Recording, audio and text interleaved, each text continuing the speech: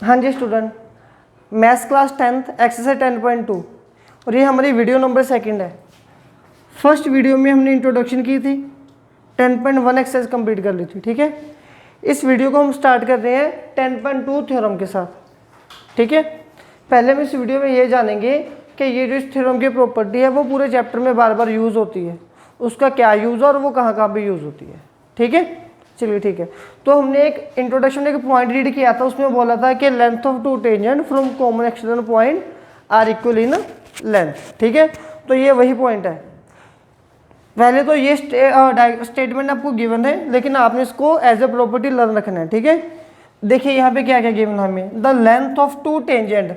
मैंने बोला था जहां पर भी आपको टेंजेंट वर्ड आएगा हमने सबसे पहले क्या करना है, एक सर्कल ड्रॉ कर देना है। ठीक है, तो चलिए मैं यहाँ पे एक सर्कल ड्रॉ कर रहा हूँ। अगर एक सर्कल है तो इसका कोई ना कोई एक सेंटर भी होगा, तो यहाँ पे आगे इसका एक सेंटर ओ।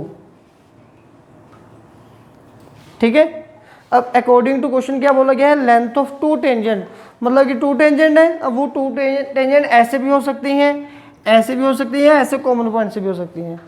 क्या बोला उन्होंने, tangent drawn from external, external होता है सर्कल से बाहर पॉइंट, एक्सटर्नल कॉमन पॉइंट आएगा यहाँ पे। ठीक है,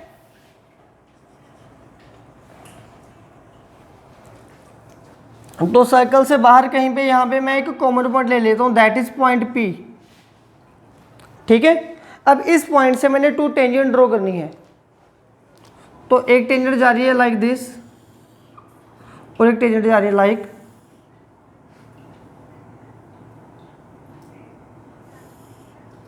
दिस। तो ये पॉइंट आ गया पी ए और ये पॉइंट आ गया पी बी। सही है, हमने प्रूव क्या करना है कि ये पी ए की जो लेंथ था वो किसके इक्वल है, पी बी के लेंथ इक्वल है। तो डायग्राम क्लियर हो गया आपको, कोई डाउट है इसमें, नहीं है? तो चलिए ठीक है, देखते हैं आगे। सबसे पहले हमने यहाँ पे लिखना है कि हमें गिवन क्या था।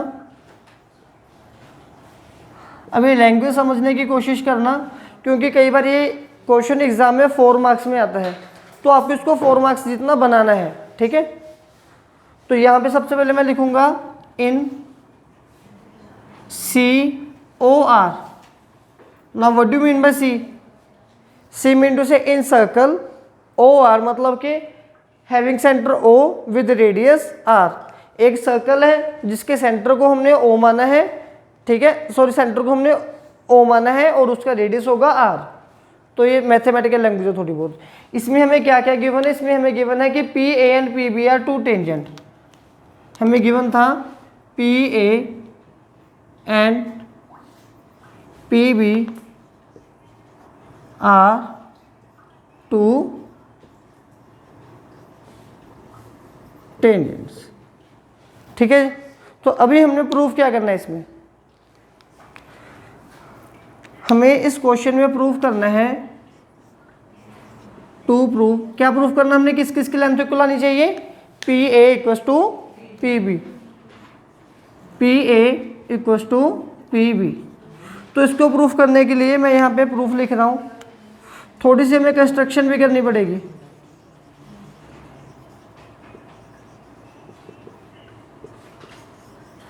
अभी अब सपोज कर लो हमें ये क्वेश्चन नहीं आ रहा, लेकिन हम एग्जाम में फ्री बैठे हैं, तो कुछ तो मार्क्स कुछ ना कुछ छेड़खानी करेंगे। तो मेरे माइंड में एक आइडिया आया, मैंने सोचा अरे क्या ये एक सेंटर का पॉइंट है, क्यों ना ए को मैं इसके साथ ज्वाइन कर दूं।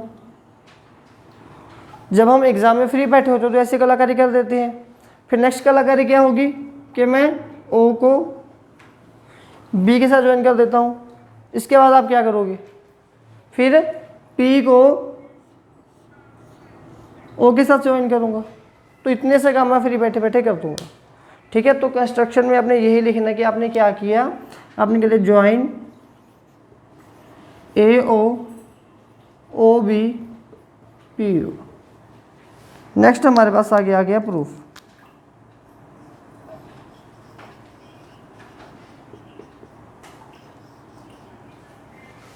ठीक है, अब इस प्रूफ में हम यहाँ पे क्या करेंगे, हमने यहाँ पे लिखना है इन ट्रायंगल।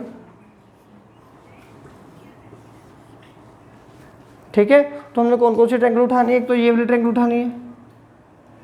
ठीक है, इन ट्रायंगल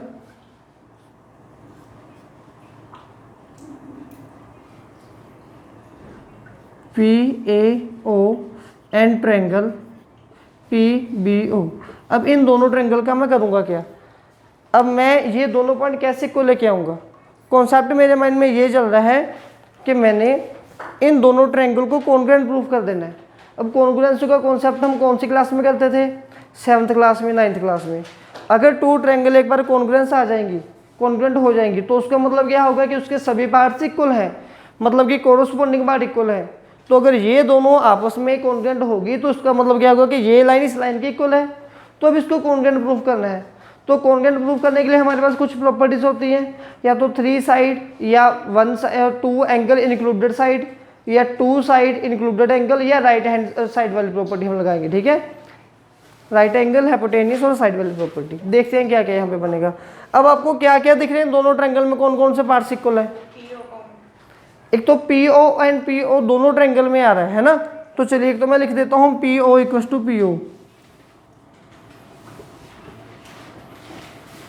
इसका रीजन है कॉमन।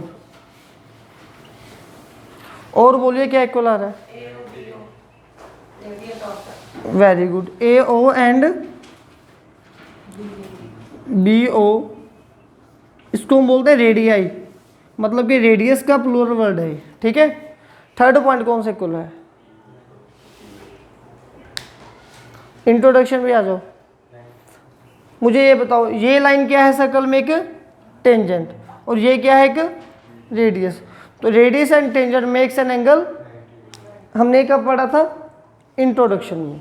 ठीक है, इसीलिए यहाँ पे ये एंगल कितने डिग्री का आएगा, 90 डिग्री का। सिमिलरली ये एंगल कितने डिग्री का आएगा, 90 डिग्री का।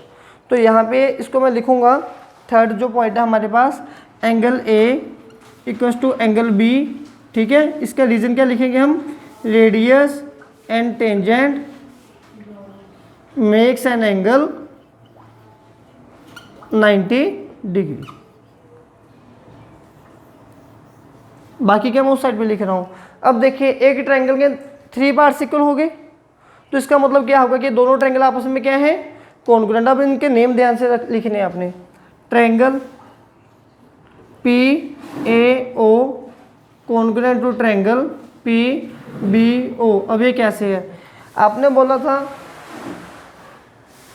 कि एंगल A एंगल B के इक्वल है, और AO OB के BO के इक्वल है ना। सीधा के बैठ काम करो अपना।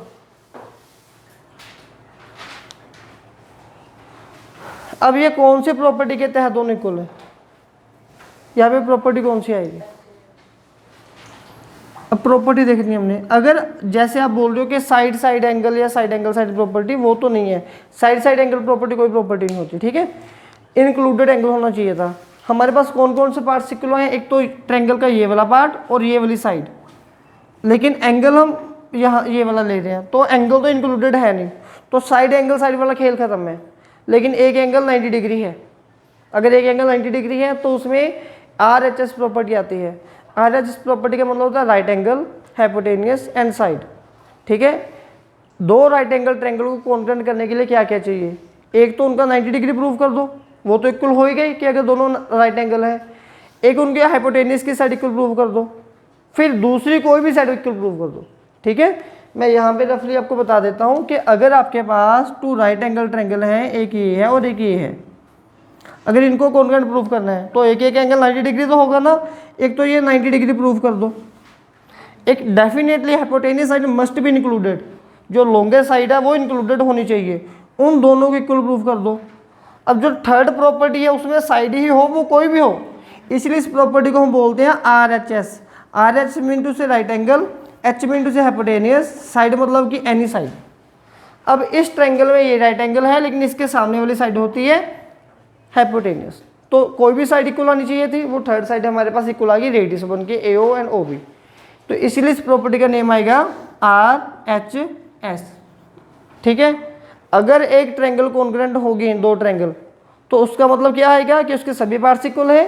सभी पार्ट इक्वल का मतलब क्या आएगा, हमें चाहिए था PA एंड PB, तो PAB इक्वल आएगा PB के। इसका रीजन क्या आएगा, रीजन आएगा CPCT।